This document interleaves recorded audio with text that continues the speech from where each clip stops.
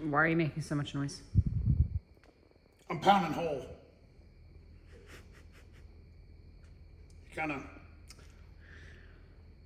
You kind of snuck up on me here. I've been caught, been had. I'm reaming holes.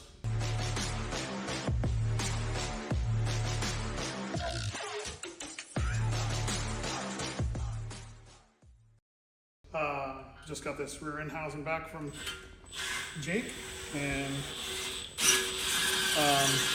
before you go, we should have the car back by the end of the week.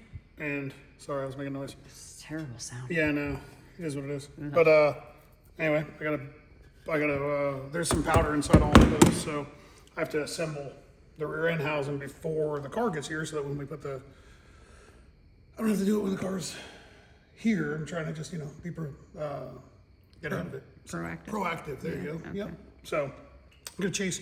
Jake does a really good job taping off all the threads and everything, so I'm not worried about that. But all these holes have got to get reamed. So instead of using a drill bit, I use a reamer. Knock any of the powder that's inside of there out, and that way, bolt goes in. So so that's why we pound these holes. All right. Yeah, so got the turbo compressor covers, back. He's still finishing up the exhaust stuff. We should have the car back on Friday, so that's very exciting. So I'm gonna wind up putting this all together. We had a bunch of cool stuff done. So J&E Chassis Works, who did the main chassis on the car, they built the rear end housing, and they used these 1/8 inch adjustable bracketry from Hammer Concepts. So this is like infinite adjustability rear end housing. So Jake powder coated that black, and then these are nickel plated. So these don't have to be reamed because nickel doesn't add anything to the tolerance.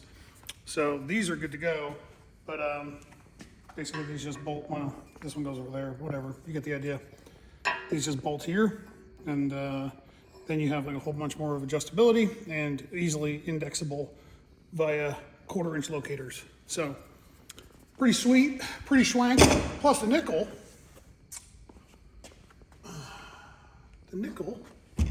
take a look at that. Oh. Yeah, so it's beautiful Fancy. when a plan comes, together. It's pretty awesome. So there's the TBM caliper, and then these are nickel plated, so they'll all match, stunting. The control arms are nickel. What's it called? Wishbone's nickel. So it'd be cool. It'd be bright contrast. This stuff cleans up real easy too. So very exciting. Can we see the turbo? Oh, the turbo cover, the compressor covers, yeah. Compressor Yeah, covers they come out and awesome. This thing's kind of sweet. Right there.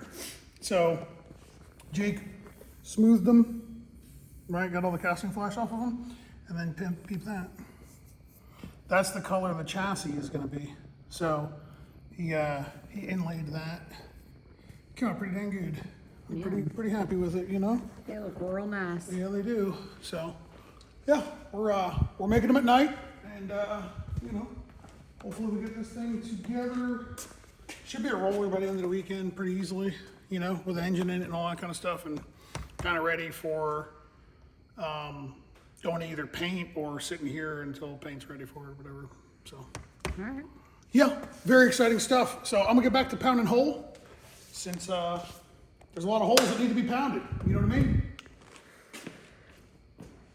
Okay, I'm gonna go inside. Yeah, of course you are. I was gonna say something else, but I Yeah. don't know that it's YouTube appropriate. Probably not. So, Okay. all right. See you later. Bye, Hasta hon. luego. All right, so we just got this car back from Jake at Tinsley's Custom Coatings. He killed it as expected. So the color is called, it's the same color as my old car. It's Cadillac gray, but in the old car we had a gloss clear on it, and now he put a matte clear on it. And I don't really understand why, but like this is really slick feeling. like really slick feeling, like surprisingly. I don't know. Doesn't seem as if it's going to be holding on to dust and dirt very well, which is good. So, yeah, he knocked it out of the park. So, here it is. Then he also powder coat primed the roof and the quarters. So this is powder, and it's like a high build. So when it goes off to get bodywork and painted, it won't be, it'll be useful, I guess. I don't know nothing about bodywork, so we just leave that to the people that do. But anyway, yeah, it's all one color, and it's back, and I'm very excited about this. So it's time to put the big Lego pieces back together. So the first thing I have to do, which I've already done a bunch of it, but I have to drill out any little holes through there, or there, or there, or there, or there, everywhere. Everywhere throughout the entire car. You know, right away you just want to run in here and just start bolting stuff together, but the reality of it is that Jake does a killer job of powder coating. He does a great job of plugging everything and masking off and yada yada, but they're still gonna get powder in them little holes. And instead of hammering every bolt in and then having a car that's a nightmare to deal with for the rest of its life, just spend a few hours and drill everything out. So I've already drilled these out. These are for the front end to slide into. If you're new to my channel, you probably haven't seen these before. That's pretty sweet. That's a very cool way of mounting a front end. But I've already got those done. The lower control arms for the front. I've already ran a tap through everything that was threaded, and it didn't take anything out of it, but it's still better than breaking a bolt off or something. So, you know, have a nice clean tapped hole. So anyway, I'm going to get to work on reassembly. So maybe we'll time lapse some of this stuff. So we'll see if maybe Laura will wake up and come out here and do something. All right, so my time-lapse camera battery died. Whoops. So I was assembling the front end. What I'm trying to do now is literally just bolt on as much stuff as I can to this car. It's gonna get painted, but when the painter's not gonna have to touch anything from here forward, so we can assemble everything under the hood, we can assemble everything inside of the car, and we can assemble everything under the back of the car, but I can't do any of the body stuff. So these are little sleeves that the front end clicks into, and then there's no fasteners that hold the front end. It's pretty sweet. So we've got a set of struts from Ron G.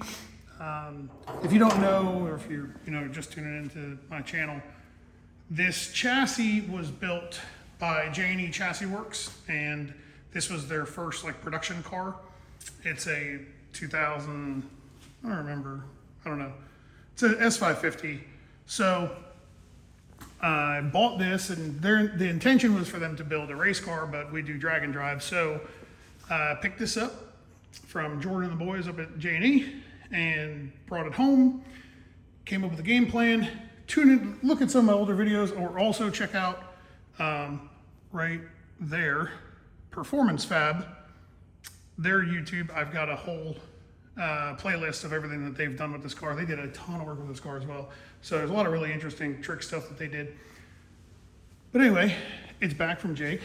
It's all powder coated. Now we're bolting it all together. So back to what I was saying, when I bought this car from J&E, it came with the struts. These are, it came with the steering and control arms and all that kind of stuff. And then Matt added a whole ton of stuff. So let me go over each component here. I really wanted to document the entire reassembly of this car pretty well, because if you don't know, I got a feeling this thing is going to be pretty badass. So we went really, really fast with the old car, and I got a feeling we're going to go a lot faster now with the new car. So Ron G afterwork struts, and they've got a spindle mount. So the wheel is from RC Comp, and the wheel will just go right on here. There's no lug, wheel lugs or anything like that. So this is about the lightest setup that you can do. And then we've got Matt put in a set of the Racecraft limiters. So if you're not familiar with these are awesome. These are one full rotation is a 1/16 of an inch. So what this does is it limits the amount of travel the front end has. So right now the front end is at full droop. When it's at ride height, we're gonna lose some shaft when we're at ride height. You know what I'm saying? So this is gonna compress, and we're gonna get a little, it's gonna be like you just stepped out of the pool in December, you know? So we're gonna lose some shaft. And then as the car tries to extend, this stops it from moving too far. So then we've got a race pack shock travel sensors. So there it is, race pack. I don't know where the other stickers are. But anyway, we got some race pack 10-inch shock travel sensors on the front, and that'll monitor how far, and then I can watch how fast the front end moves on the car, and if we have to slow it down, speed it up, whatever we gotta do. So that kind of covers that. The control arms, these have got some billet stubs welded on to the chassis. This is for the lower control arm. And obviously I leave everything loose right now because when I nut and bolt the whole car, I'll mark every bolt to show that I've tightened it. So there's control arms, here's the steering rods. So these are double adjustable. So if we have to change toe, we just rotate this and we're rotating in and out, and we can change toe in the front end. It's got a strange rack in it. So these are really sweet. I like these a lot more than a stiletto rack. They're nice. There it is. And we've got the brake master cylinder down there. I'll go over the brake stuff when we do that. I have not hooked up the steering yet because I want to kind of assemble what's inside first and then put it all together. Now this, you probably, if you guys know me, you know what these are. If you don't, these are air jacks. So what happens with this is this gets plumbed in the car, and it's in the gas door. When we get there, I'll show you that it basically just plumbs it through the car, and then there's a nitrogen bottle in my little trailer. And then this, I don't know, I can't move it. This extends out 15.5 inches. Bam, 15.5 inches. So it throws out 15.5 inches of shaft and lifts the car up. So it takes about 4 to 6 seconds to lift the entire car up and have it sit level. So these are pretty awesome. They weigh 4 pounds, 10 ounces each. The aluminum mounts, I didn't weigh them. I can if you really want me to, but so realistically, you're adding about 25 pounds with the mounts, the jacks, and all the plumbing and everything for it. You add about 25 pounds to the car. Obviously, depending on what type of plumbing you use. The stuff that we use adds about 25 pounds. These are awesome. If you want them, if you want to learn more about them, look on my channel. There's some videos on them.